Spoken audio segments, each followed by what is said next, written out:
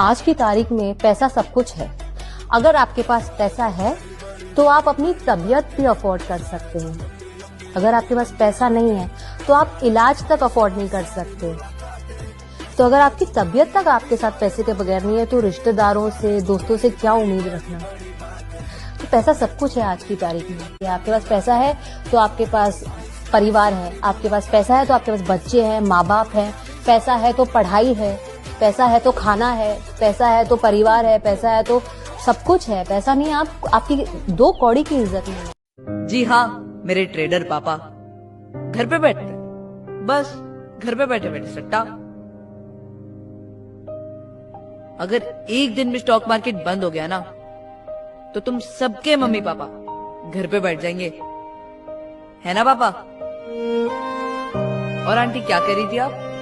Career day के लिए career होना चाहिए। अरे आंटी, करियर का मतलब गधा मजदूरी थोड़ना होता है।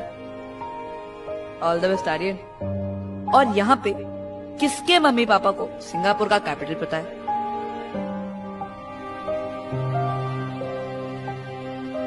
Thought as much. मेरे पापा को उधर का ग्रॉस डोमेस्टिक कैपिटल भी पता है। आप जिसको सट्टा बोलते हो ना, वो सट्टा नहीं है। उनको इतना कॉम्प्लिकेटेड एनालिसिस और मैथ्स आता है ना कि जर्ना मैम की बची कुछ रिस्पेक्ट वो भी चली जाए। A stock trader has the courage to go against the herd. He is not scared of taking risks because they are calculated risks. He doesn't slog for someone else's dreams.